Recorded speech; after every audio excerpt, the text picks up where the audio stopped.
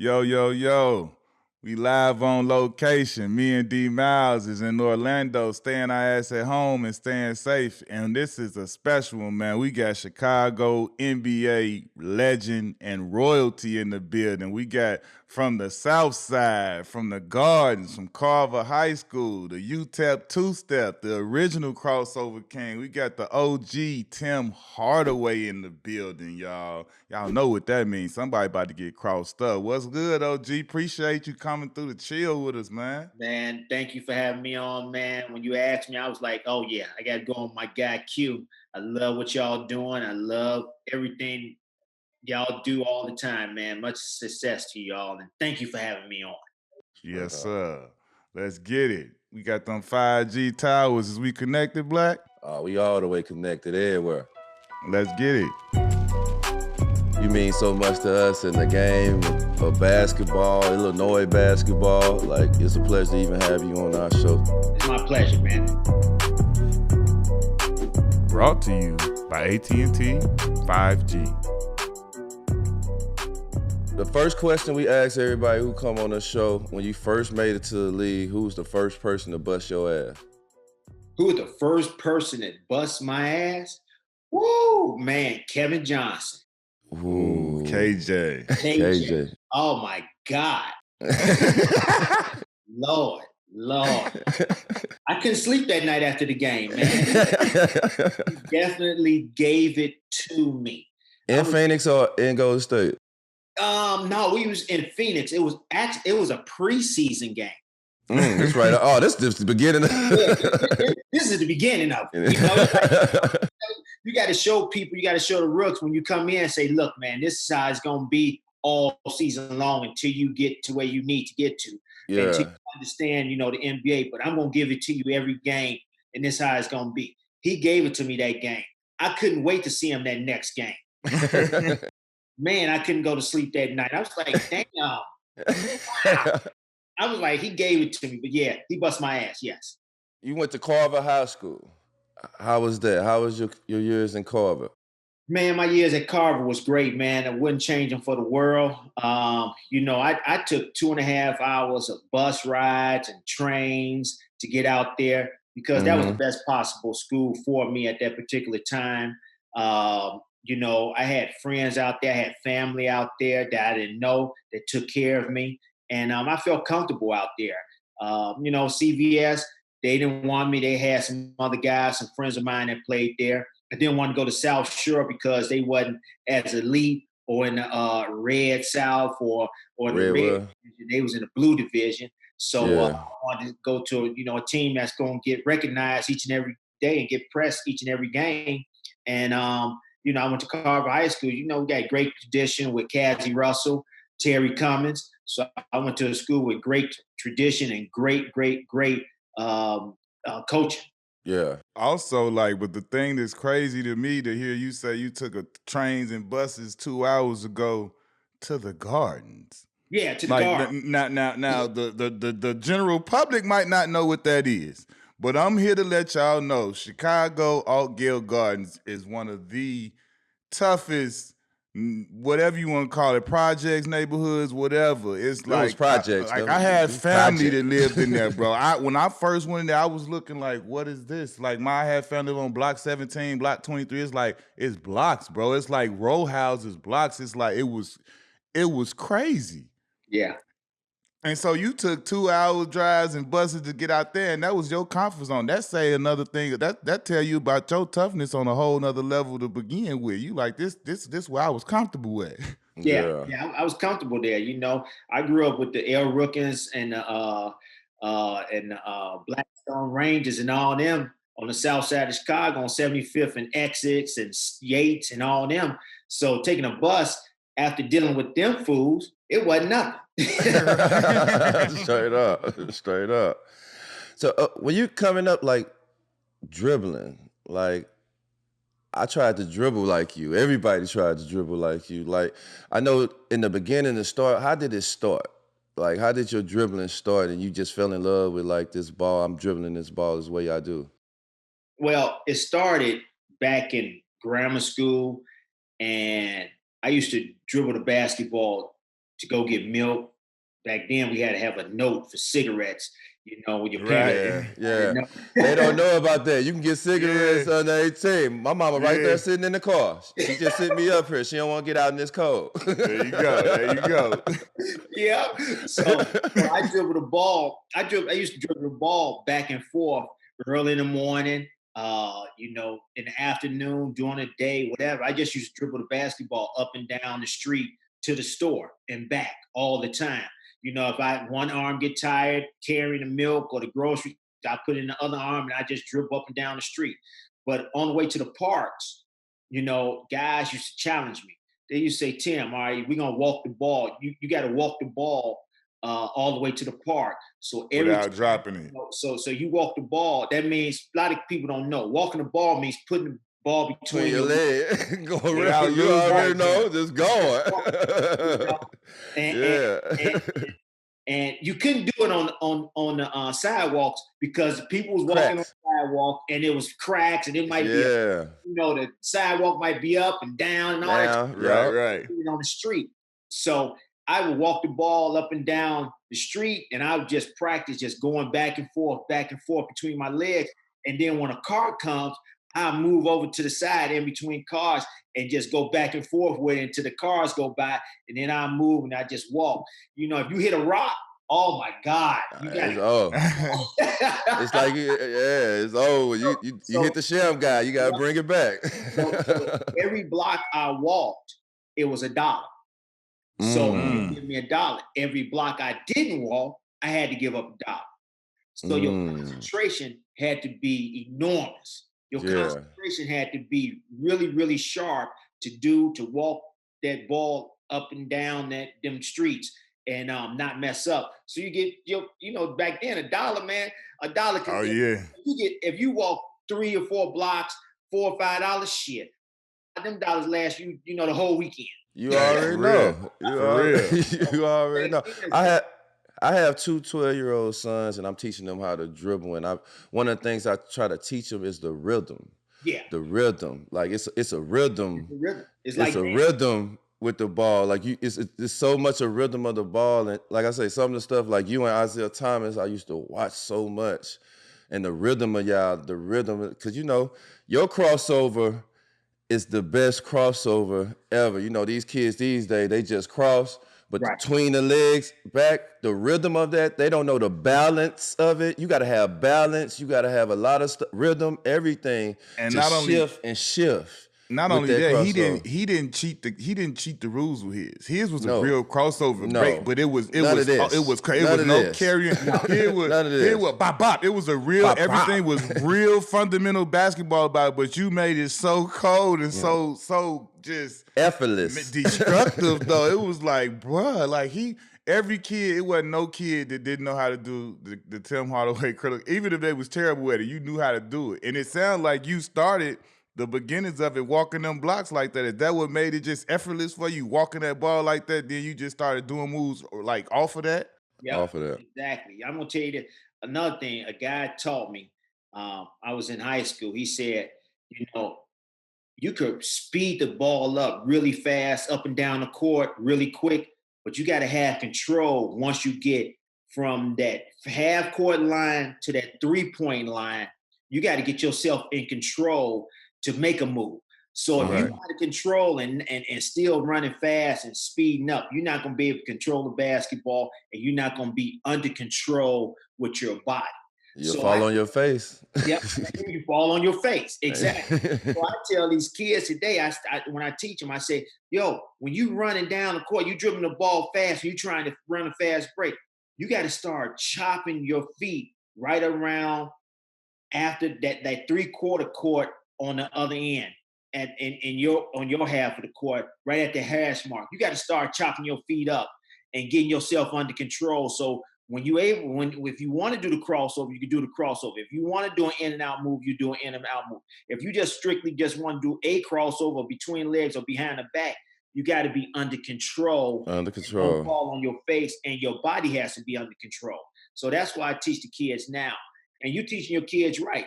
Man, it's a rhythm to It's a basketball. It's the rhythm. rhythm to dribbling that basketball. You got to hear Yeah. that basketball bounce, and it's a rhythm too, and you got to hear it make music. You know, that's what I used to do. I used to hear that ball music. You pop, pop, pop, pop, pop, Yeah. pop, pop, pop, stuff like Mm-hmm. that. And that's the way I learned how to, dribble the basketball and get really, really good with it. When did you start getting the feel like, so you know how you throw the basketball when you walk on the court? Let me see that right quick. When you start getting that feel like, oh yeah, I can control this, or I Right. know how to dribble this ball. Because sometimes you get hard balls, sometimes you get soft balls, sometimes you get balls that ain't gonna bounce back up as quick. Well, when we When was you growing up, you start might getting get that that ball with feeling, that titty in it. City. yeah. So, but when did you grow up and you just start feeling it every time you touch that ball? It's like, oh, I feel this something different. I think basketball players the only ones that know this feeling. Like when Exactly. you get this ball, it's something different. Like, oh, I know what I can do in this game with this ball. I don't know now, but when we was playing, it was 2 or 3 arenas where you had to go and you had to fill a ball. That was Utah Jazz, because sometimes they balls, if you bounce the ball, sometimes they touch a ceiling. If you pass the side, they'll break their fingers. You had to take Yeah, the air out the ball. That's how much air yeah, in the ball. So you had to really feel it and touch it. Another team, Denver Nuggets, because the air. the air. Yeah, but Yeah. then, back then we used to play in the Washington, where the Bullets used to play at the Capitol Center, where they gym was all tore up. So you had to check the floor with the No. basketball. And sometimes the basketballs didn't have, Dead spots. Yeah. yeah, and you had dead spots. But yeah, man, it's a lot of times you go to the court and you gotta, like you said, when somebody passes you the ball, yo, let me see the ball. You gotta, it's like almost like a baseball when a pitcher come out to that mound and he Yeah. throwing that ball, he touching that ball, he rolling, he feeling it with his hand. That's what you gotta do. Every time I walked in, not the arena, in practice, I just grabbed the ball and I just grabbed and I just touched it and Feel felt it. it and just Yeah. just see how it feels, man. Because you just can't come in and just shoot the ball. Yeah. That's like running without stretching. Yeah. Right. Go Yeah. mess up some. So you gotta, that's a ball play. You gotta touch it, you gotta feel it, you gotta caress it, you gotta, see if it's an all right basketball. Sometimes you go to the park, you be like, what is this that y'all playing with? Right. But I was I cheated the game. I always had a ball that I brought. So I knew the basketball was good, and I knew that but it was sometimes it was bad, because when you ready to go, they'd be like, come on, Tim, man, I'll bring your ball tomorrow. No, you cannot trust those You guys. can't trust nobody with your ball. Your ball will not come back. Oh. And if it do, it won't come back the same. Exactly. Hey. It will not come. Man, something happened. What happened to my bag? Oh man, it rolled up on the car and the car rolled on it. Yeah. You gotta take your ball. Sorry guys, I gotta go. So I'm one of the kids that grew up under it, watching it, knowing like Tim Hardaway from the crib. He from around here where we from. Like you was somebody who let a lot of us know that we could do that. We could make it from the South Side, from the Hundreds, from the area, all of that. And just tell me how the city of Chicago, how our culture, how the neighborhood, how everything shaped and got you ready for not only basketball in the future but just life. Because like as I've The grown up world. and been through my career and now post career, like I look back in hindsight and just and really treasure and value a lot of the lessons, because it just like me, we all been in locker rooms, we got friends, we got peers that play the game, and we see how I move and how other Chicagoans move and how we don't get in some of the scenarios that some other people get. So just talk about how Chicago has, shaped and impacted you from a toughness to your career and just throughout life. man, that's a great question. I'm gonna tell you this. Growing back in those days, 70s, 80s, uh, we was gang infested. Very Hmm. gang infested, man. I mean, everywhere you go, it might be 2 or 3 blocks here, Air Rookins, then the next 2 or 3 blocks, Black Gangster For Disciples. disciples. It just go back and forth. And you had to wear your hat correctly. Yeah. You had to not have a change. You just had to be correct so they wouldn't bother you. Uh, Yeah. but it paid and it made me stronger taught me what to do, what not to do, how to act, how to, if I'm going to go over here and talk smack, know when to talk smack and talk a lot of trash, and then know when to shut up. Yeah. Because some people can't take trash talking, and you got to know that they can harm you in a way where you don't want to be harmed. You got to be quiet. So that's, you can turn stuff on and turn stuff off immediately. And I was talking to somebody and said, fighting didn't mean nothing to us. We could fight all day long. And then we go out there and play with the same person we fought with. Oh, yeah. And then after we fought with them, we go out and say, hey man, everything cool, everything all right. It was just in that moment. And that's where it got heated, and we just had to take care of our business, but everybody's okay. Kids today don't know how to talk their way out of stuff. When they go to 100, they go to 1,000. Yeah. When we went to 100, we knew how to talk to folks, say, hey man, my bad, I'm sorry, what you want me to do, how you want me to do it. I'm saying I'm sorry, I didn't mean to do it that way. I didn't mean to talk to you that way or whatever. But we knew how to talk to people. We knew how to communicate with people. So that's what Chicago is about. Chicago is about lessons. Q and I had the fortunate enough to listen to older people in our lives. We was taught, even if they're not saying nothing, they telling the story for you in the long run.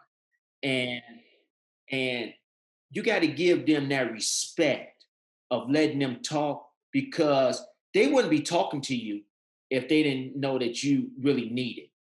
All right. I used to have a guy's name was Mo. He died a long time ago. Somebody tried to steal something from him and stabbed him to death on a bus stop. And he taught me a lot, man. He taught me a lot. Old man Mo, we used to call him.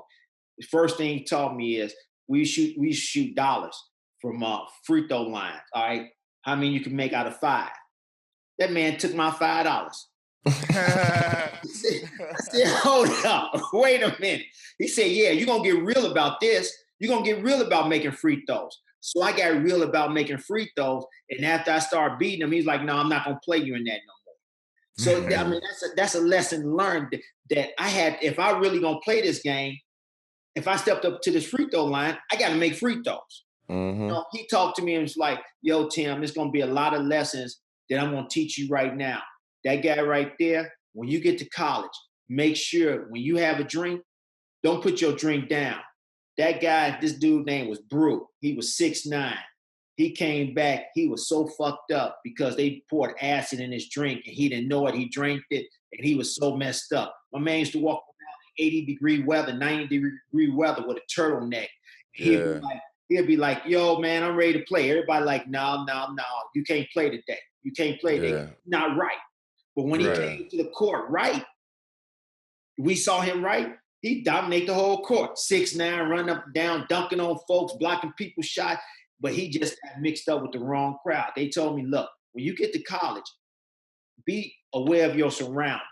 Be aware of where you at. Always know when you walk in where the exits are at, okay? Always know who you can trust, who you can't trust. Always know who's your friend and who's not your friend. And know what's going on in the room. You got to know what's going on in the room, because there's a lot of stuff going on in the room. As my dad called it, your P's and Q's together. Your P's and Q's. You got to know and see you got to scope everything. Because my mom told me that too. You got to get away. So that's what Chicago always taught us. And a lot of guys that understood it were strong-minded. And a lot of guys that didn't understood just fell through the cracks. But those guys that fell through the cracks, go play them out on the park, or they'll bust your ass. Some of the best ever. Some of the best ever. Oh my God. They were some of the best ever. And let you know. And that's why I tell them guys, I said, without them guys, us playing against those guys, we wouldn't be where we at today. Because there's many a times that they bust our ass. Believe me. Yeah, we wouldn't even be tough enough. We need to be tough enough to handle it. Yes, sir. Yes, sir. Well, you committed to UTEP. Was it any possibility it could have been anywhere else? It could have been DePaul or somewhere else I like wanted that. to go to DePaul. They got Rod Strickland. I wanted to go to Illinois, but they got some other guys with Nick and Kendall and all of them went out there. Yeah, Mm-hmm. I wanted to go to Oklahoma, but they got Mookie Blaylock. Mookie Uh, Blaylock.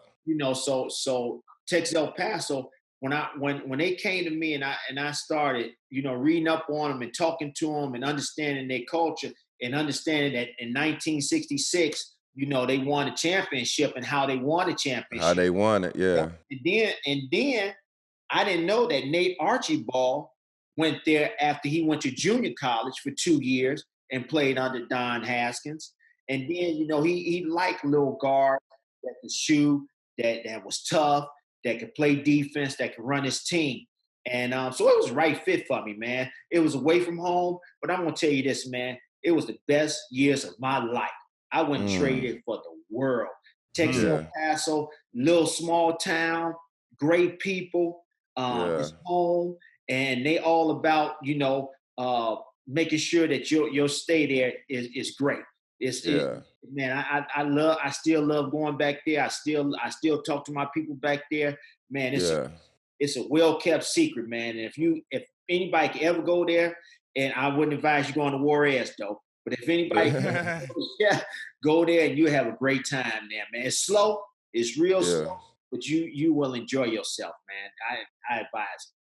Like Don Haskins, what was him to you? Like them years that you was there, he won the Hall of Fame coach and, big time coach. He did a lot of stuff for the basketball. How was that to play for Don Haskins? You come and be a Chicago kid, come all the way to El Paso? It was tough. It was very tough. But you know what? He said, this tough survive. And you have to be tough and understand, people that been there before you, it was their time to play. And it was always a rotation, all right? If you're a freshman, I don't care how good you are, you still got to prove yourself in practice and to these guys here or that's been on this team for 2 or 3 years already. And, it was just a humbling experience. He tell you like it is. He teach you. He was talking to you. He made you understand, what to do and how to do it and how to become a man, basically. Not become a basketball player, because once you leave that house and go to a college away from home, you got to become a man. Word up. It's like these guys coming in the NBA right now as a sophomore going to college. They not around family. They around grown men. This is a business now. So when you step into that NBA realm, you are a man. You got to take care of your own bills. You got to take care of your own washing and cleaning. You got to take care of feeding yourself when practice is over with. I mean, it's a whole lot you got to do. And that's the way he taught us when we got there. You got to grow up. We're going to help you grow up. We're going to help you, mature. We're just not going to leave you out there by yourself. Yeah. Right. It taught me a lot. It slowed me down. It made me understand that patience is a virtue. Yeah. And you got to understand that if you take your time and be patient with stuff, it will come to you. Instead of you go boom, bam, boom, bam, boom, bam. That'll come and go. But if you take your time, you'll understand the whole scope of everything, and you'll understand how to deal with everything, and it come to fruition for you. I think that's a great message, especially in today's, society and world, because these, like, it's almost like nowadays for these kids coming up in high school and stuff, if you're a McDonald's All-American and you make it to be that prestige and level in high school, if you go to college and you not one and done, it's almost like you a failure. Slow down, bro. You're not a bust. You're in college. You got 3 more years to do your thing, and possibly more with the way they doing 5th year guys and all this other stuff. But like, guys have to get settled in their mind that take your time. You got plenty of time. It's like, okay, even if those guys in your class, they win, they average 25 and they gone, and you see them in the draft, it's like, that's what was for them. That doesn't mean that it's not for you in a year or two or next year or the year after that, but like, you just gotta stay focused on your mission and your goals and what you gotta do. Yeah. I agree with you as far as like be patient because I see it. I don't feel like that, but I see how people look at some of these kids. Like if you're not one and done, it's like, what he doing? He ain't doing nothing. It's like, man, he adjusting, he's learning, he's growing. Like give him a year or Yeah. two and you will Yeah, see what's happening. But don't write these kids off because they not a freshman phenom and don't go right out and kill.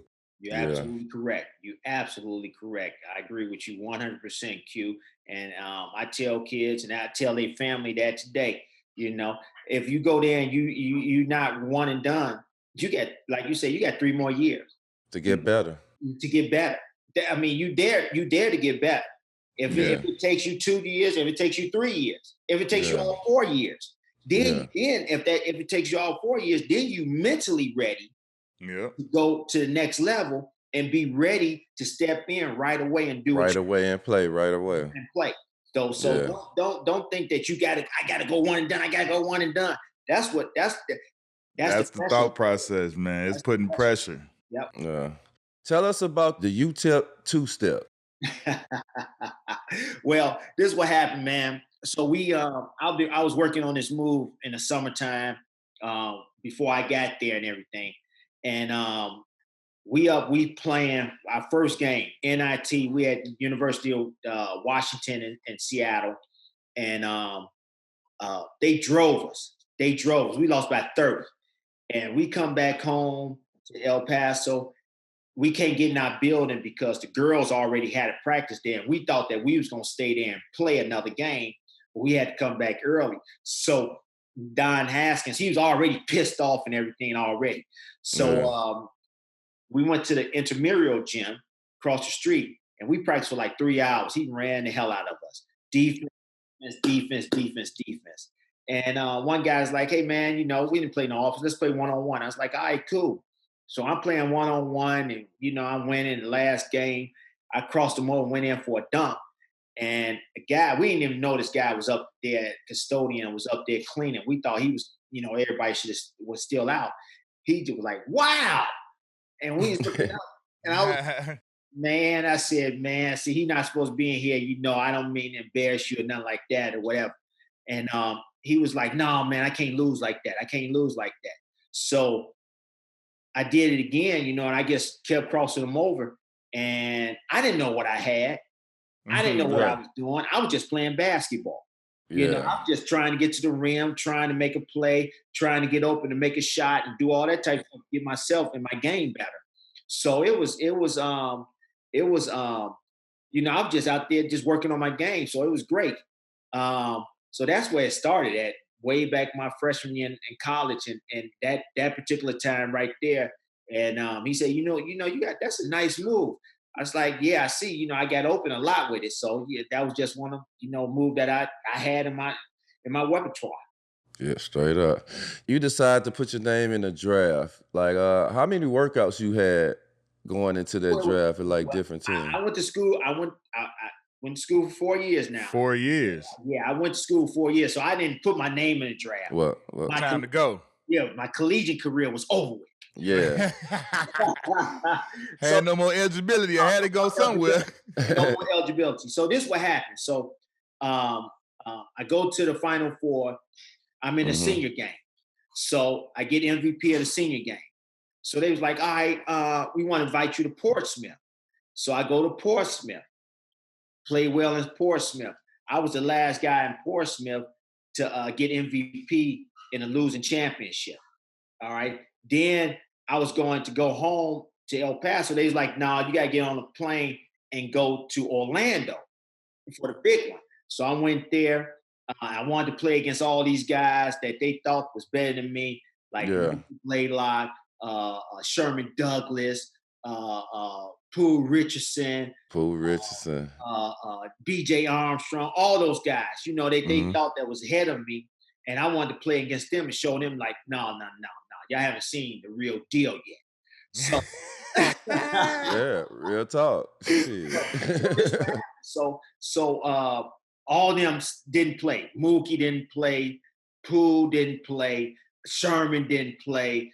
BJ, he played, but he was on my team and he broke his finger. So I never did get to play against them guys. So I was kind of pissed off. So I was like, all right, let me go out here and do my thing.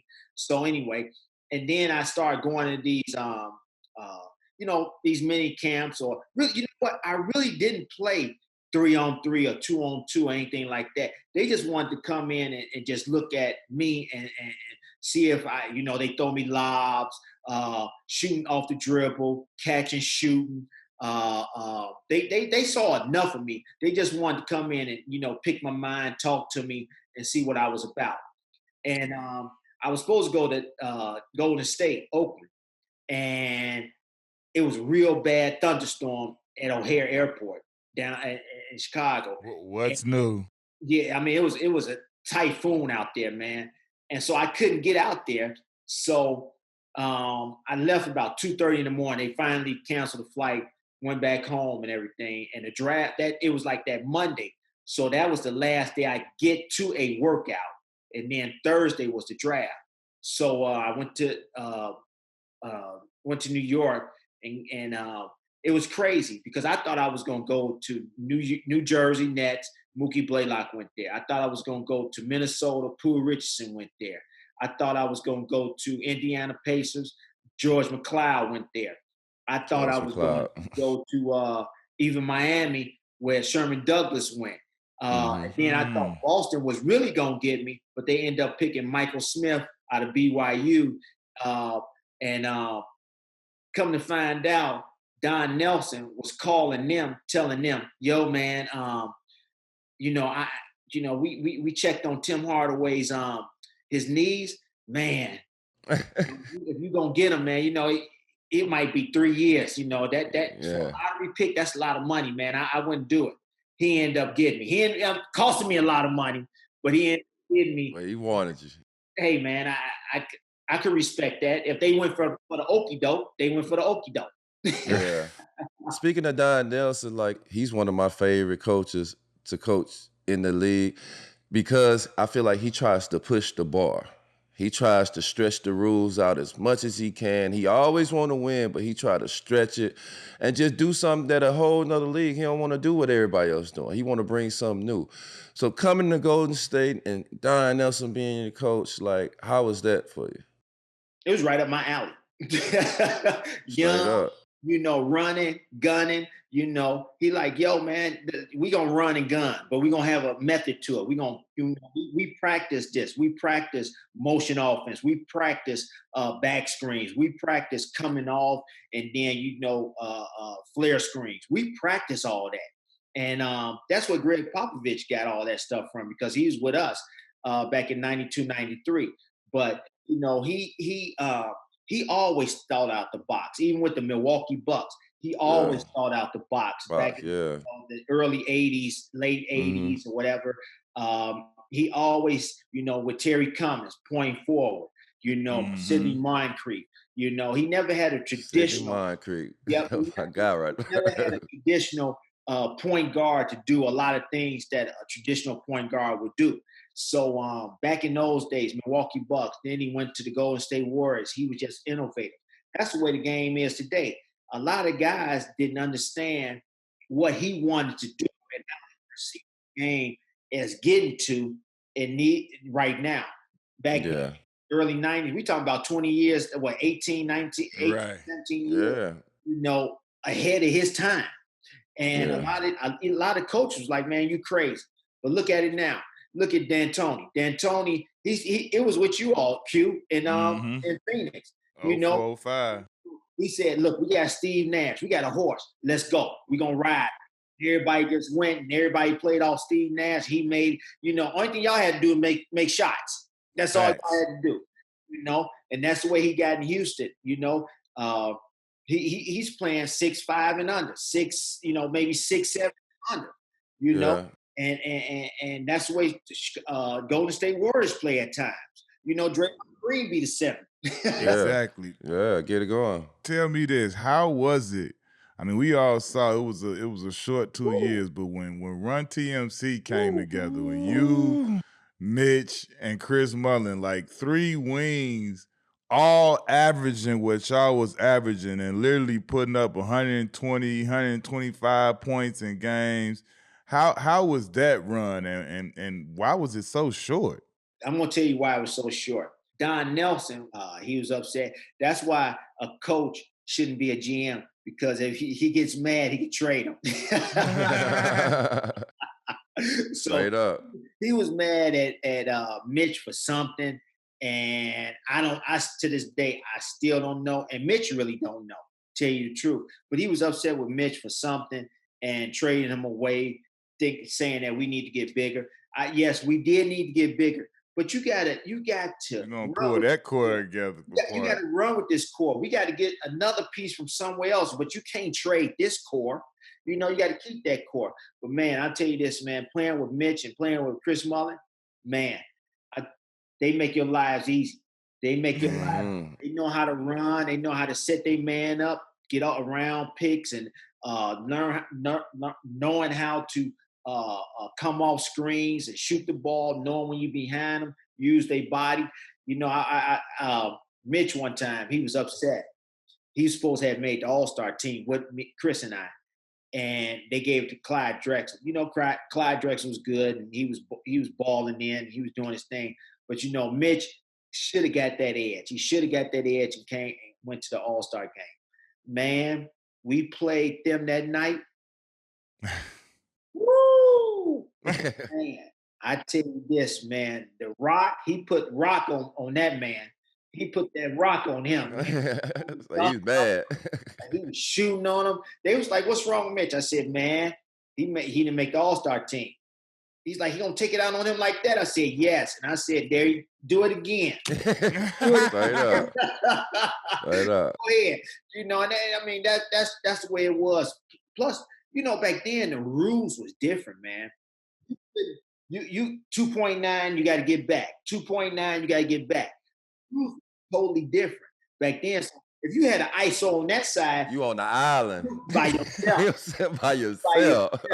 Man, you by yourself. And if you're gonna go double team, you better go double team. You got to go all the way. Right. So the rules are totally different. So back then, when we was playing, it was a lot of fun. You get the ball, say, "All right, clear it out. Look, move. Yeah. Let me do my thing." So that was fun part. But yeah, man, them two guys, man, we had a lot of fun. We all had great basketball IQ. You know, we Had to have three guys averaging that many man. points, being on a winning all together and successful. Like that's what made it like it was crazy. Yeah, man. Yeah. We just knew how to play with one another. And you know, after practice, if we didn't practice, we used to play 3-on-3 whole court against Vincent Askew, against Mario Ellie and Rod Higgins. 3-on-3 whole court.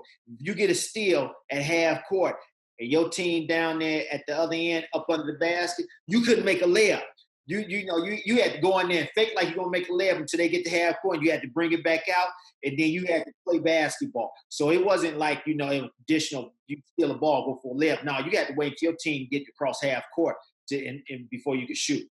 Yeah, like, you know, back then, you know, you had them Lakers, and you know they used to be exciting. To me, the Lakers, it was Magic that was the one that was exciting. But looking at y'all play, like all three of y'all had like three players that was so exciting. I felt like y'all was the most exciting team back then. Just the way y'all played and how y'all ran, it was just so much. You know, this is what they want to see now. You see how it just transited into now.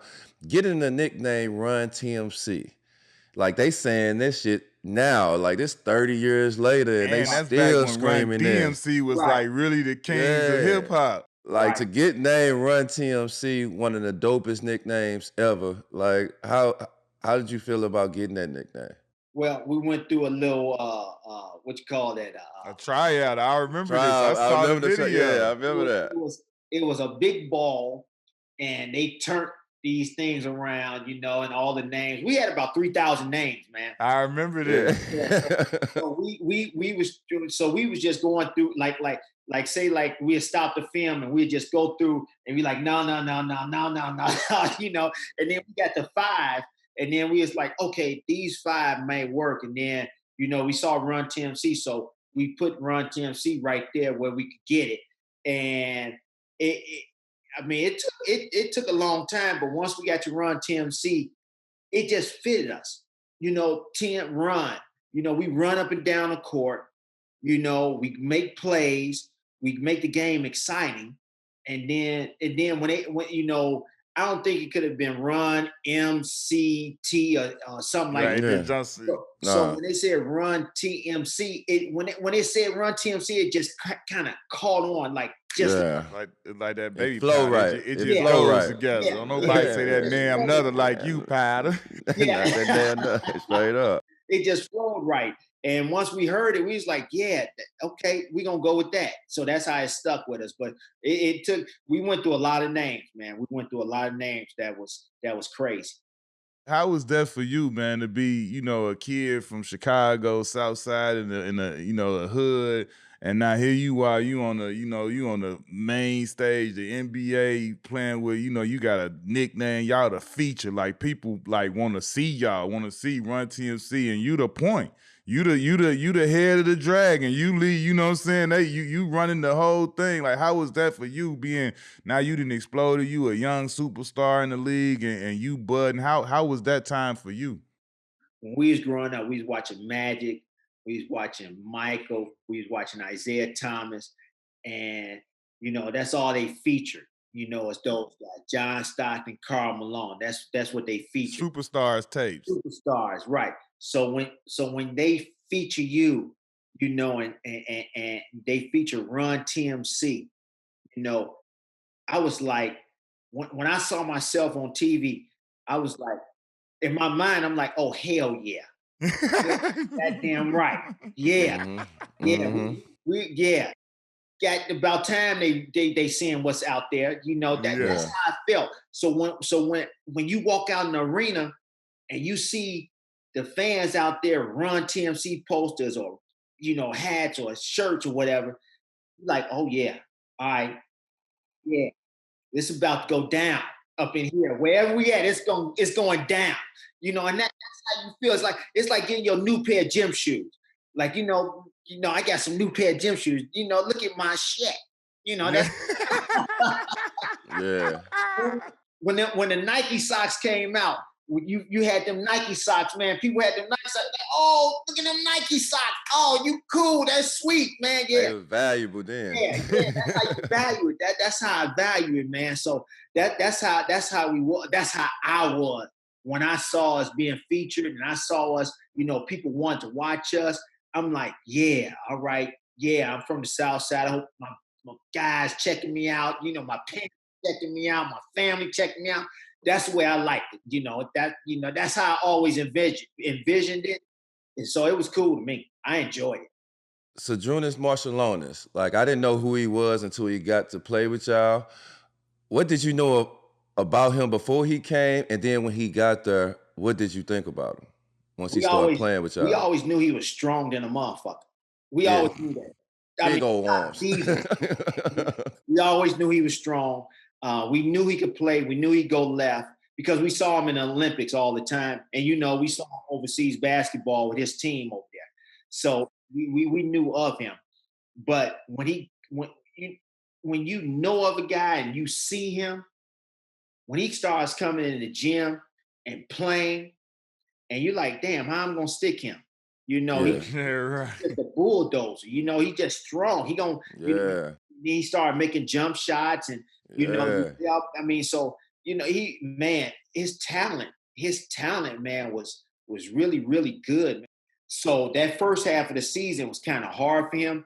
But once he got caught up in our language and our terminology, he went right off with it. But you could tell because he didn't know. It was a foreign language to him, so he didn't know. But once he got caught up with it, oh man, he was cool and he was gone with it. But he was a great player. He's a great person, but he had a great basketball IQ too. I don't know if it was the hair, but it seemed like he was playing hard as a motherfucker every time he played. Every time y'all put him in, it seemed like he was going hard as hell. If we up, say, 20, he gonna make sure we go up 30. Because he was that's what I was saying. He's like, at this point. He coming in to get a bucket. Yeah, he was coming in to get a bucket. He wasn't stopping getting it. He was aggressive. Some guys be like, oh, we up 20, No. If I only know how to play one way now. Yeah, if he played 3 minutes, he gonna try to get 10 points in that 3 minutes for sure. Yeah, I remember that. He used to play hard. Hard. Yes. In practice, he was playing hard. Mitch be like, yo, Tim, man, why don't you switch off today? I can't deal with him. He's been beating me up for the last week. I'm just gonna chill out. I said, all right, cool. I go there. Hey, so tell me this, right? You made 3 straight All-Star games as a Warrior. Like when you made your first All-Star game, I know how we are as Chicagoans, and I know you personally. So how was it for you the season after you made your first All-Star game when you got to get back to the crib and soak up the crib and be like, walk into the gym to work out as an All-Star, like, I'm arrived. Like, was you checking them and telling them how to call you the right way, announce you the right way when you show up? Like, I ain't just Tim no more. Like, this is the All-Star. Like, how was your swag when you got back to the city the season after your first All-Star? That's what I want to hear. Yeah, my swag was unbelievable. 100,000 trillion, right? It was that number that you can't say, or Yeah, that's what was Buzz Lightyear, Infinity and Beyond. That's how my swag was. Yeah, getting back to the crib, just walking around. You hear, that's Tim Hardaway right there. Yeah. Then you really start like, yeah. Yeah, that's how it was. No question. No, but you know what? I was still humble to my people. I would still go and hoop with them. I would still go out, eat, hang out, go clubbing with them. My wife and I, we were still cool. We were still respectable. We wasn't, no assholes or anything like that. Because, if you be an asshole in Chicago, they will come and get you. They will come and get you. Yeah. We're not gonna tap you on the ass to make sure you humble yourself. They will humble you if you're not humble. Straight up. Straight up. So I knew where I came from. I knew how to act, and I knew what I need to do. But just walking around, they knew my swag was on that way out there. That's what. Listen, I had to add because I know how it was. I never even made an All-Star. I just know when I felt like I'm here now. Like, I'm starring. Like, I'm out here giving people the business. I'm averaging 17, 18. I'm back at the hoops in the gym. I'm walking around here like, who want it? Like, what's up? Like, I'm one of them. Like, everybody know it now. Like, whether y'all want to, we could get out here and get to it. I'm about to show you. Like, that was like, just like you said, swag was up. Just walking around, head a little higher, chest a little more poked out. Like, wait, somebody said something? You ain't say nothing, did you? Like, exactly. No question. So you put them years in with Golden State, and you get traded to Miami, and Miami, when you get traded, you was the beginning of them trying to change a culture in Miami to a championship and a winning culture. Like, how was that to go to leave Golden State? Now you're a veteran. You done been to All-Star games. You can lead an NBA team no matter what team it is. How was that to go to Miami and just start over and just a new beginning down there? Man, it was great. It was great. You got a center in Alonzo Mourning, and then you bring in, Ike Austin, PJ Brown, Mashburn, Dan Marley, Bashawn Leonard already there. Bashawn Leonard. So we had a nice nucleus, man. We had a very nice nucleus, man. And then, just capped it off with Pat Riley, just his tutelage, his preparedness, Godfather. How he go about things, how he portrayed us to go about things, all about business. After it, have fun, but when you're on this court, it's all about business. And, man, it was fun, man. 3 hours, 2.5 hours, 3 hours. But most of the talking, most of the hours was a lot of talking. You're in the gym a lot because he's talking and teaching and making you understand what he wants and how he wants it. But when you're going through them drills and going through everything. You just got to go hard. And another thing, when you go through them drills and you doing it for 2.5 hours for 8 days straight, 9 days straight, when you in a game or if you just playing pickup, your body just do that. Wherever the ball at, your body muscle memory, muscle just memory. flow like that. It just I mean, that's the way it is, and it's just that way. And it's just routine. It's routine, and repetition, and that's the way our body flowed. So we had a great time. I know I did. I enjoyed it. And I just wanted, and I wanted to get traded there because I told Zoe, I said, Pat Riley's record is in jeopardy of not making a playoffs again. So if he missed this, it's gonna mess up his playoff record. So he told him that, and I guess he was like, all right, cool. Let me pull this plug. And we got there. Me, Walt Williams, Chris Gatling, my man Tony. Tony something from out of LA, and then who's that? From DePaul, Q. Tyrone Hill. Corbin. I'm sorry, Corbin. He came, and we just changed the culture just in those 25 games, man. We was 18 games out. Yeah, 18 games out, and we changed that and made that city believe right then and that. And it went from that 96, from February 96 all the way up until right now. That's where it's been. Would you consider 97 like your best year as a pro? You was first team all NBA in 97. Like that's that's in the fire in the middle of it right there. Like first team all NBA. That's you a boy. Yeah. Like you out here really doing your stuff. You know what I'm saying? Like obviously all-star first finals. team. Yeah. So I would consider that my best year of my professional career. Yes. Speak about like on that team you had a young Jamal Mashburn. Mm-hmm. Jamal Mashburn is one of them folks that when I got to the league, he bust my motherfucking ass. It is just like he wasn't the fast. He didn't jump higher than me. He wasn't athletic. He knew how to. He didn't talk trash. He didn't say nothing. He always smart. He knew how to play the game. He knew how to play that mid post. He's a bucket getter. You had a young Jamal Mashburn. You know what I'm saying? Like, how was that playing with Jamal Mashburn, a young guy? I think that it was my fault. I think that we didn't use Jamal Mashburn and his talents the way we should have used him. We should have had him posting up more. We should have had him isolated more. Feature more a little bit, yeah. Of his talents. Yeah. And I think that we didn't do it. Every time I think back on, you think back on how you should have done it, but you get caught up in the moment where the coach is coaching and you're trying to win and you're trying to tweak this and tweak that, but you're not really seeing what he can do and how he can really help your team. And that's the thing that we should have done. We should have concentrated on Mash a little bit more on his side of the court, giving him the ball and giving him the isolations and making him, take advantage of his mismatches.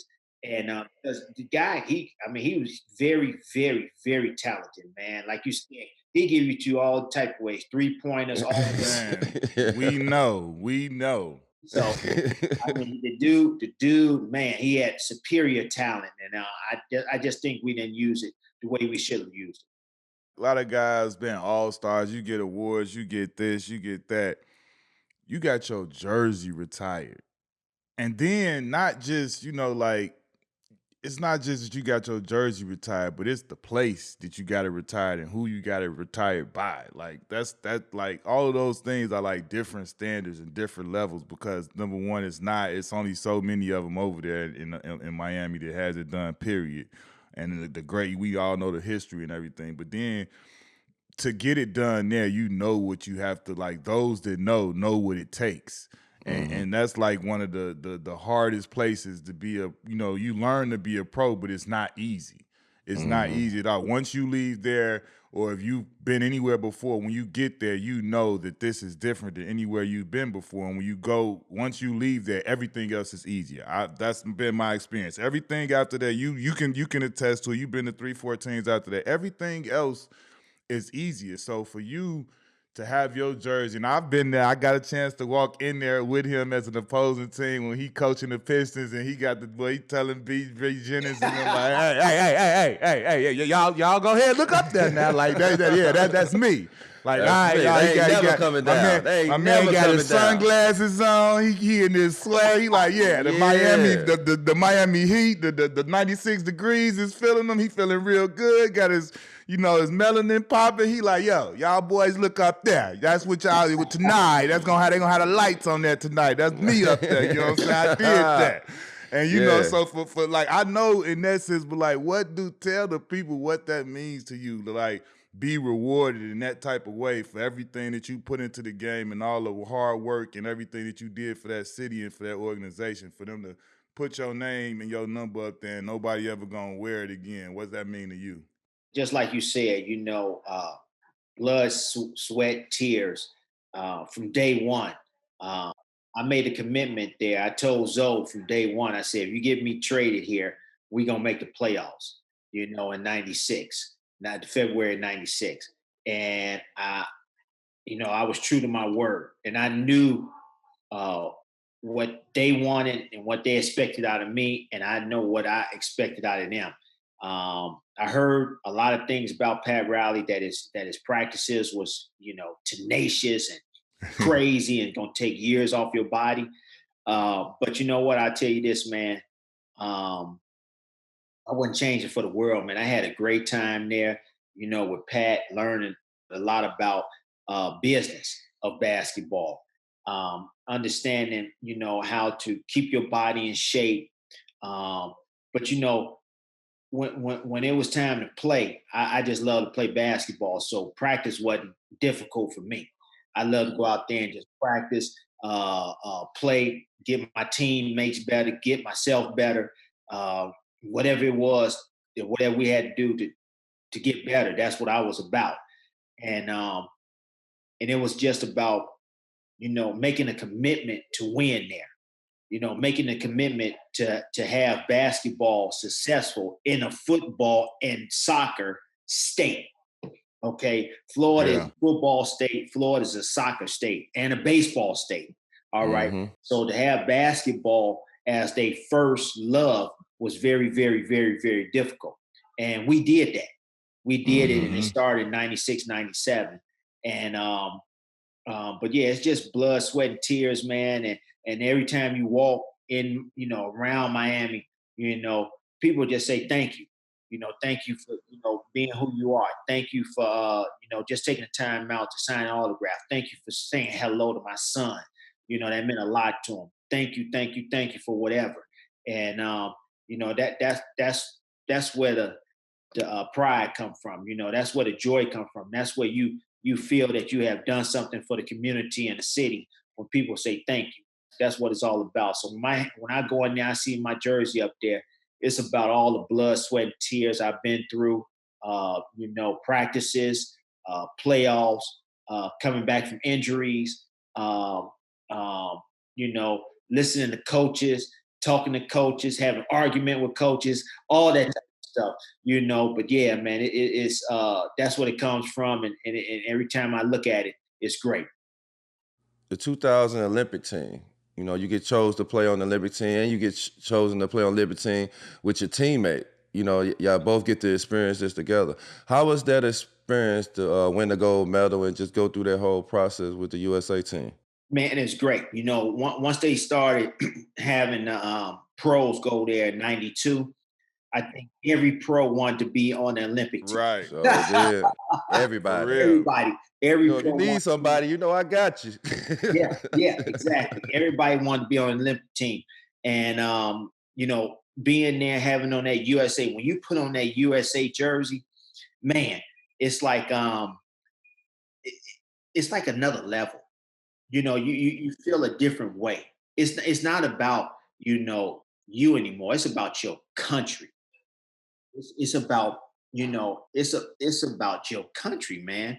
And those guys that was on that team, we became family. We became as one. Everything was checked at the door. All your attitude, all your whatever, you just check that at the door and come in here and let's play and let's win the goal for our country and go back Mm-hmm. home victorious. That's all it was. And it was great, man. Winning was with Zoe. It was great. I knew Kevin Garnett because his mom is from Chicago. He grew up in South Carolina. He came back, to Chicago and played at Farragut. Vince Carter with the crazy dunk, and then you got Mm-hmm. Ray Allen, of course, Jason Kidd, and Gary Mm-hmm. Payton, and Steve Smith. Me and him, Steve Smith. Smitty. Smitty, we just used to play one-on-one back there, just to try to get loose. We was the oldest statements on the team. Yeah.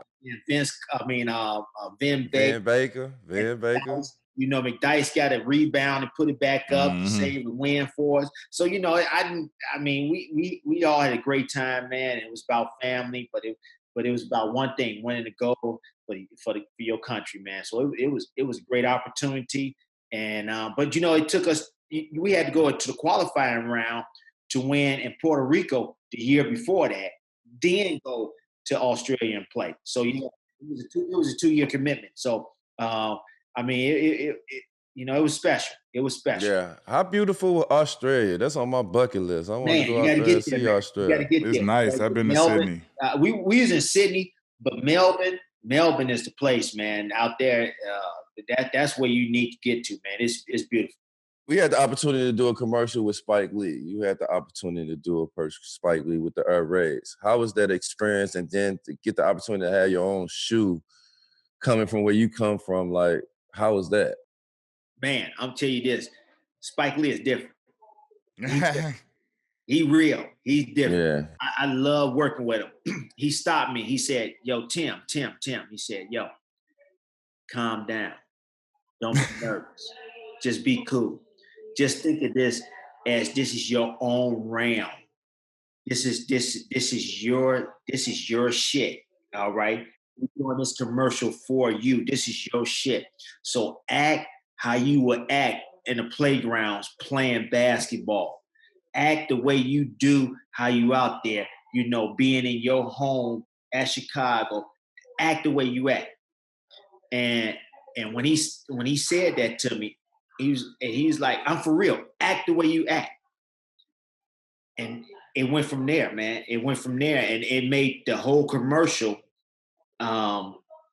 different. It made it like like I was in control of everything, and I felt great about it.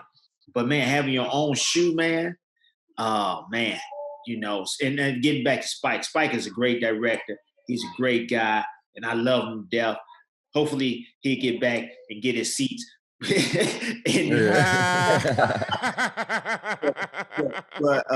But having your own shoe, man, and you see people wearing your shoe. I know how Mike feel.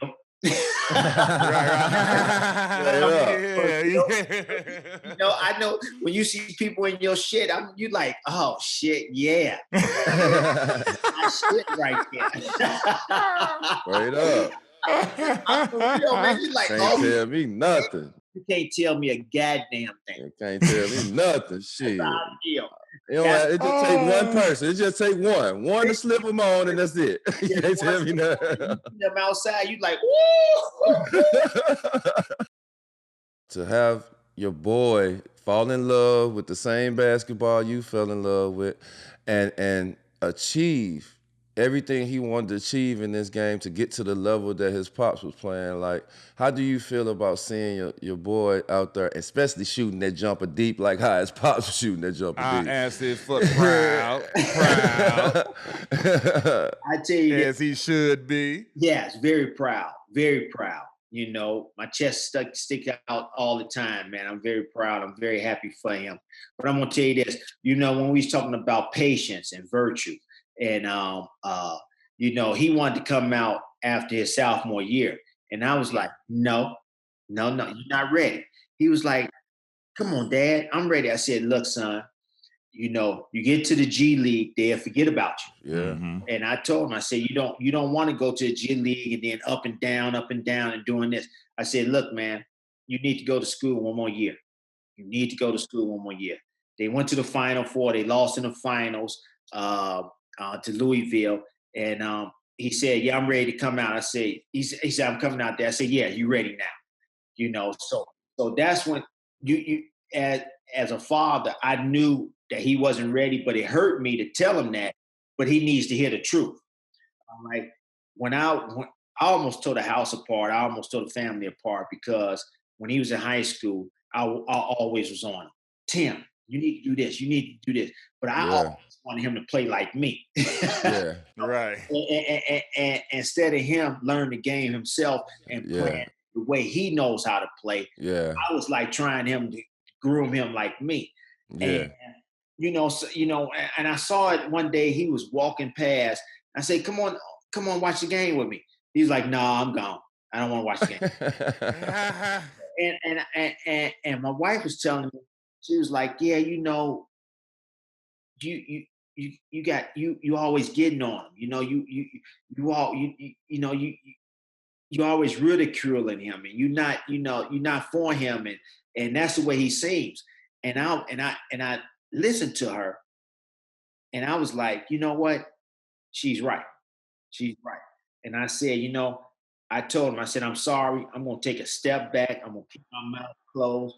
I'm going to let you come to me whenever you need me. I'm not going to say nothing bad about your games. Even if you're upset about it, don't worry about it. We get them next time. Just learn from it, and that's it.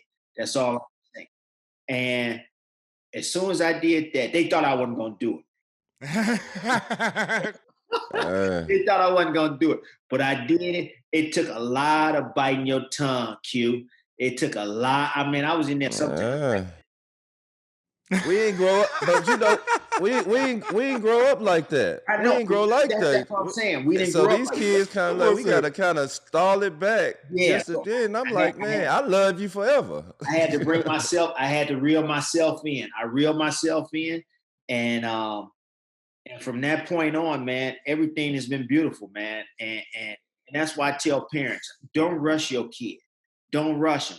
Let him experience what he needs to experience. Let him learn the way he needs to learn. Let him go out there and play the way he needs to play. And let him understand the game the way he needs to understand the game. But don't push him. The more you push him, the more he's trying to please you and not play for himself.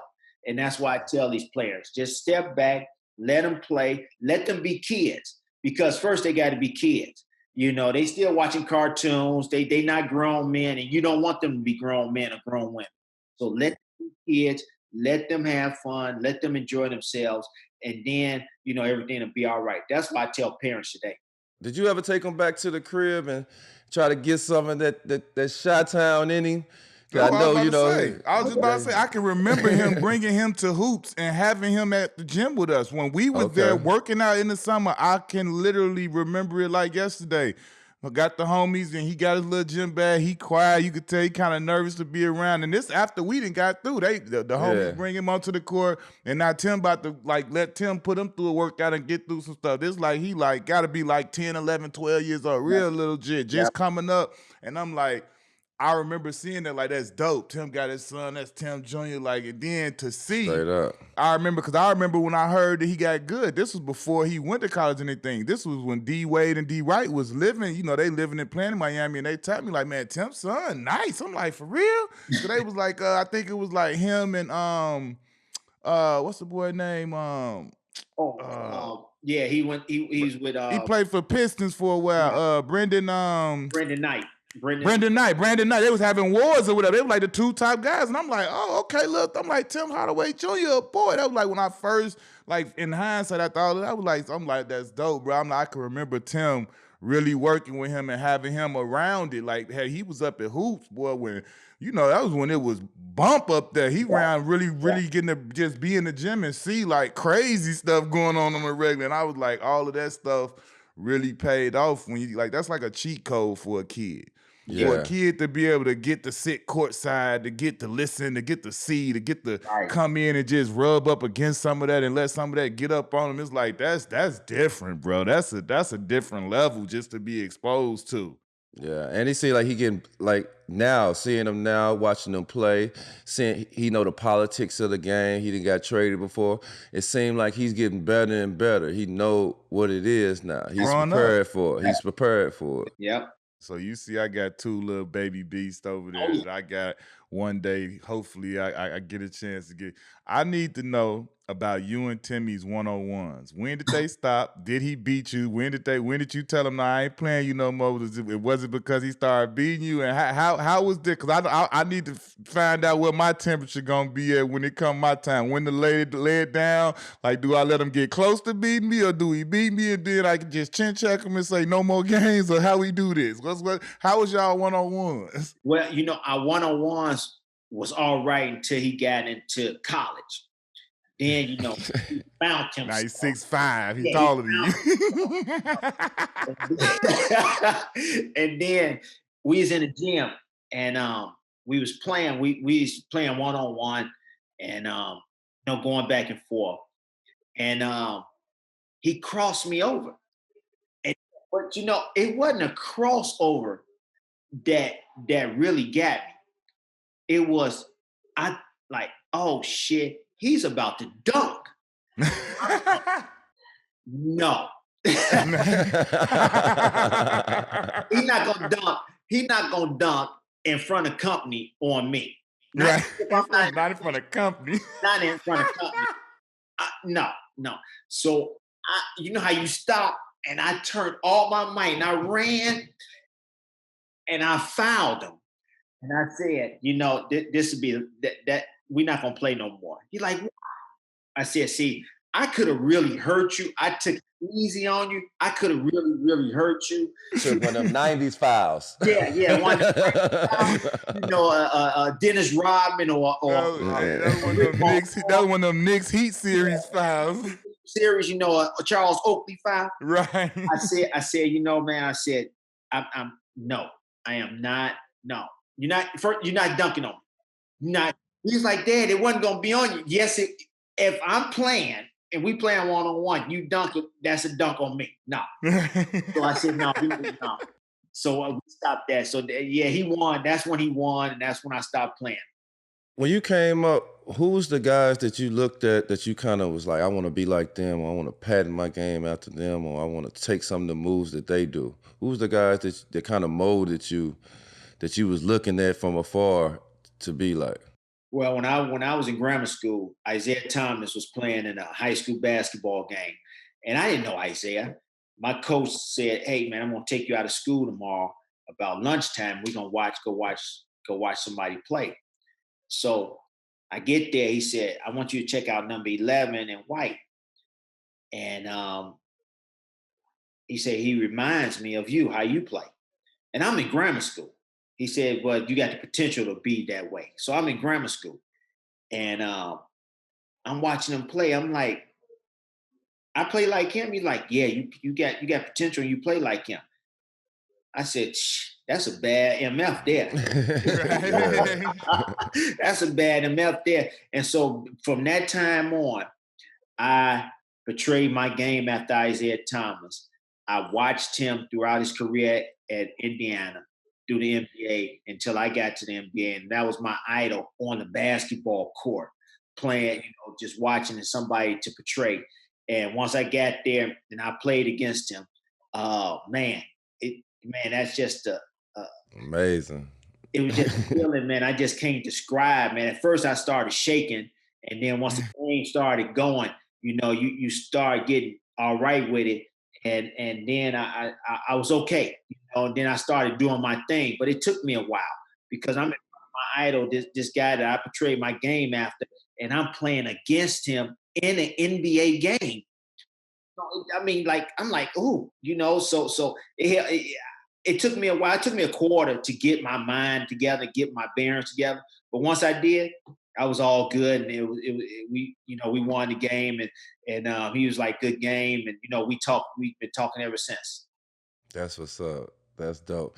So out of all the teams you done played for your whole career, if you had to pick 5 to play with, who would be them 5?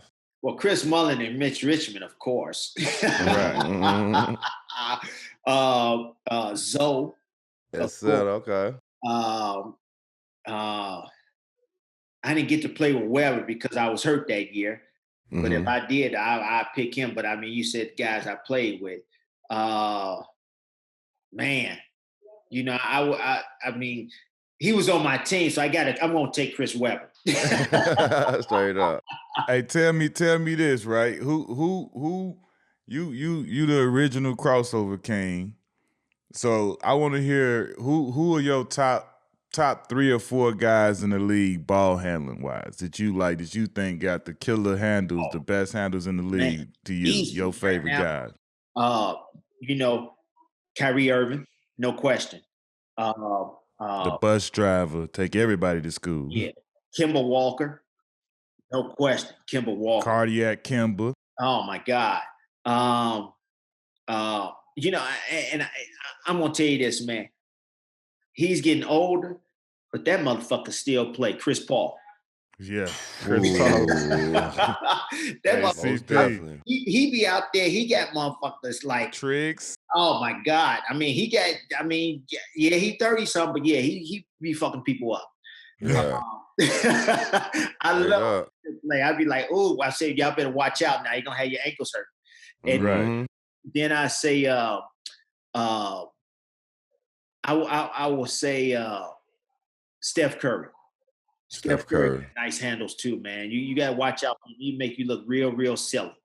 Yeah, and launch it. Yeah. Yes, but those 4 right there, oh my God. I mean, they if you're not careful with Kemba and Kyrie, you'll hurt yourself. They'll drop you. They will really hurt you. You got to be very careful with them. You know, so you got to have your ankles tightened up. You got to have your knees oiled up. You got to be ready to move your body because they're gonna have you shifting everywhere. But I love watching that motherfucker Chris Paul, man. He still got it. We do this thing on here called start, bench, cut. Stop, bench, cut, or start? Start, bench, cut. Okay. Start, bench, cut. Isiah Thomas, Magic Johnson, and the Big O. Oh.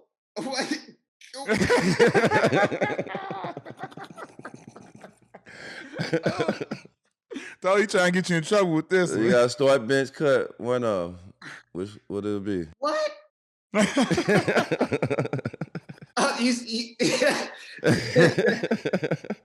Do anybody pass on this, or they say they don't say nothing, or no? They say who they everybody didn't answer truthfully. It's all opinionated, man. It's just who you know. You trying to get me hurt at the next All-Star. I heard what you said. I'm gonna start. Ooh. I'm gonna start Big O. I'm gonna bench Matt. What could I say? Oh, you gonna cut shots out? Man, I mean, look at the Big O. Okay, I'm going. Look, man, do you see the Big O? Yes, I do. That's why I added him. I said Big O something serious. I mean, when you see his stats, you be like, there's nothing else to say. Yeah, that's right. I love Zeke. But dang, you know. When you start getting the money, when you made it to the league, you got that check. You know what I'm saying? What did Tim Hardaway from the Gardens go get? What did you go get that you look back on now that you're like, that was a young move, but I enjoyed the hell out of it when I did it. Like, we all did that. I had a big chain, boy. You know, we got drafted in the Ice Age. I had everything but my Social Security on my chain, boy. I ain't had no address. I tried to put everything on there. Q, Richardson, a hoop, a number, a jersey, just ice. What did Timmy do? This is what I did, man. I took care of my mom.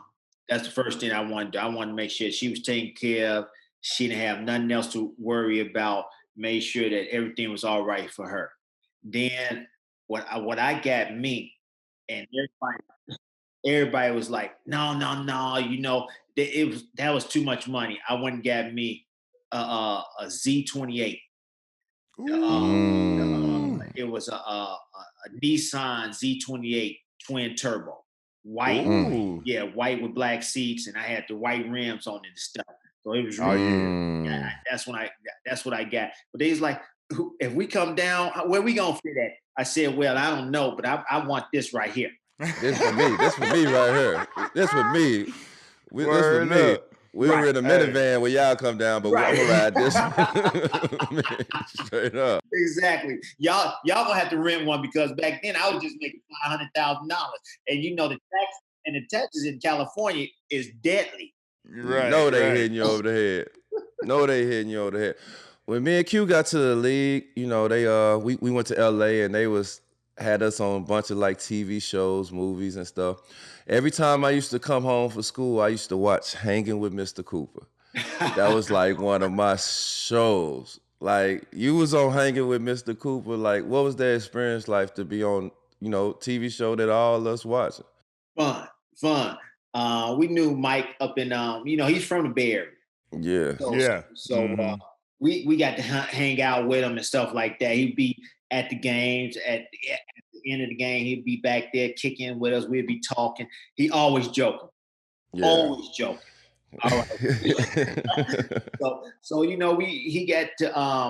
he asked the people for the Golden State Warriors if it'd be cool to bring a crew up in there, watch a game, and interact with us and all this and all that stuff. And they said, sure, why not? And so we that's how it happened, man. And we went on and it was fun. I mean, it's different. It's different. When that's your first time being on film and on TV or whatever, it's different. But once you get used to it, you more and more and more that you're on there, you get used to it. But yeah, man, it was different. And Mike, we still cool. We all still cool. We all still, especially when I go to LA, hang out with Mitch and stuff. We're kicking with Mike and we have some fun. But yeah, man, that was back then. Hanging with Mr. Cooper, that was the show. That was the show. That was my show, Hanging with Mr. Cooper. That was the all show. in the backyard shooting on the gold on the garage all the time. Yeah. That was my show right there. Yes.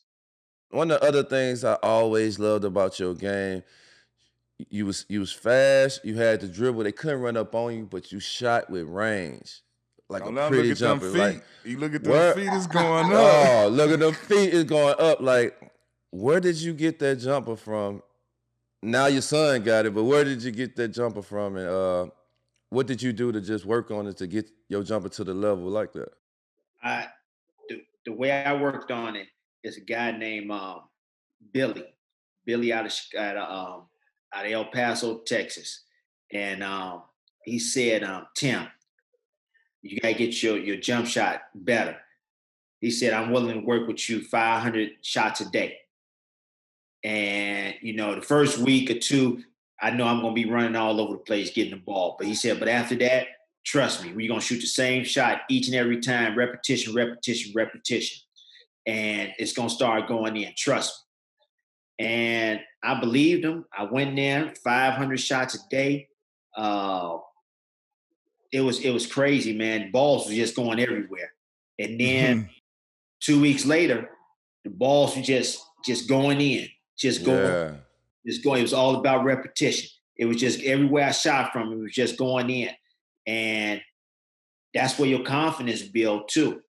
My confidence built up from that, just the balls going in, and it just went from there. So that's where I got my confidence.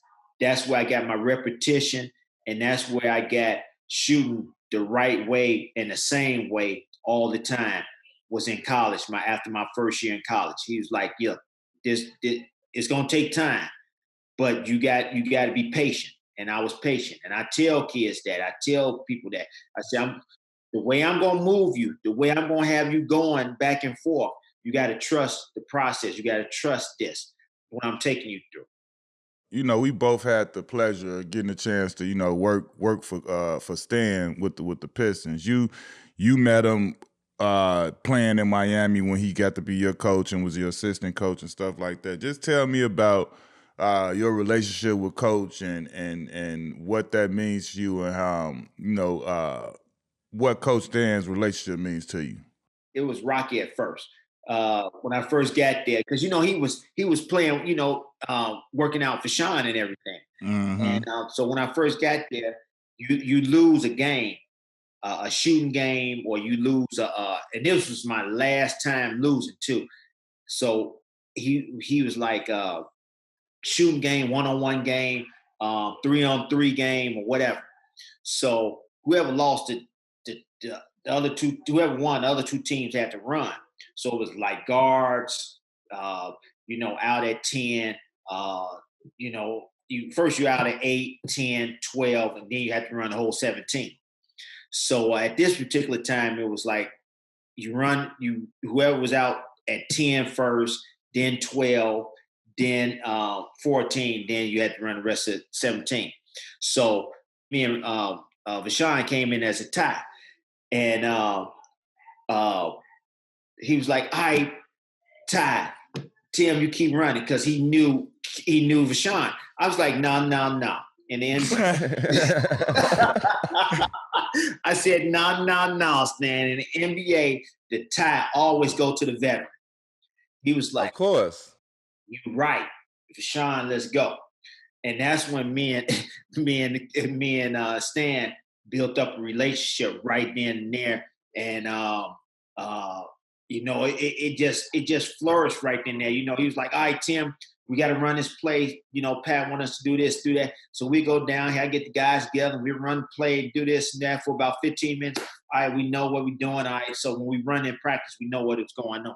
So, but Stan was always a guy that he's stickler. He really, really stickler for preparedness.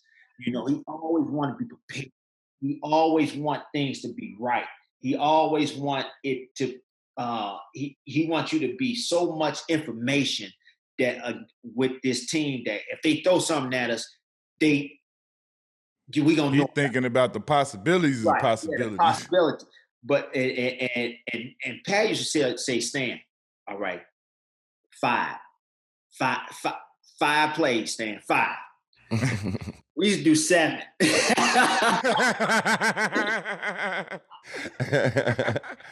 I feel like the best point guards know how to control a game, a whole game. They know how to get so-and-so the ball at the right time. They know how to call the plays. Damn near when they don't even got to look at the coach, they can kind of do their thing. When did you learn like, oh shit, I can control the game. I can my influence on the game, and I know how to put the pieces together. When did you learn how to do that? Back in grammar school, back on the street, Chicago, playing basketball, picking your own team. Because you didn't want to lose, because if you lost, that was at least 4 games that you already know. Got to sit out and wait. Yeah, so you pick the guys that are ready to play or going to play today for you and for your team. And at that particular time, back then, if you take that shot, a jump shot, you better make it, because all them guys gonna get on your ass. OG gonna be like, damn, I knew I shouldn't have picked your young ass. Ass. You fucking up. He gonna be on your neck. Yeah, you already know. It might not pick you for the next. No, you can't. You can't play with us, man. Yeah, you fucked up too much. One shot. So that's what don't mess up your tryout. Yeah. You can't mess up your trial. You can't mess up because they take it literally. Like, no, you can't play. So and that can mess with your confidence too. That can hurt my guys' confidence, and I've seen that before. I've seen guys that couldn't take that pressure and hurt their confidence, and was scared to play with that guy or scared to play against him because they didn't want to make a mistake. Right. So that's where it comes from. It comes from back then when I was in grammar school, high school, understanding who to pass it to, when to pass it to somebody, when to throw a bounce pass somebody. always knowing your personnel. Yeah, personnel. Know what everybody can do, Yeah, what know they what best everybody at. can do, what Yeah. they can do, what they can't do, who can Yeah. play defense on who the better defense guy on your team, you know, all that type of stuff. So that was way back then in grammar school because I had a good coach then, and then I had a good tutors when I was on the court and on the streets of Chicago. And I always listened. I never had a big head. I always listened because I always wanted to learn. I always wanted to get better, you know. And when you listen and you hear what they saying, don't. I always tell the kids, you know, it's always emotions in this. Always emotions. Don't look at the emotions how he telling you something. Listen to the message that he's telling you. Pat Riley asked me a question one time. He said, "Yo, Tim, what you think?" I said, "Well, you know, I don't get all wrapped up into, you know, you yelling and screaming and you know, and flexing yourself and all that type of stuff. I really don't listen to that because I had people that was like that when I was in grammar school and high school and college. I listen to your message. I hear the message that you're telling me or telling us as a team, and this is what you're telling us as a team. You want us to do A, B, C, and if we don't do it this way, then you're gonna get mad at us, and that's why we're not gonna win." That's how I take it. And that was the end of that conversation. After practice, he's like, "Tim, you can't say that in front of the young guys. The young guys need to listen and hear what I have to say." It sounds like, well, I mean, if you don't want to hear the truth, don't ask. Right. Because I'm gonna tell you, you doing what you're supposed to do. I'm just telling you how I'm listening to the message.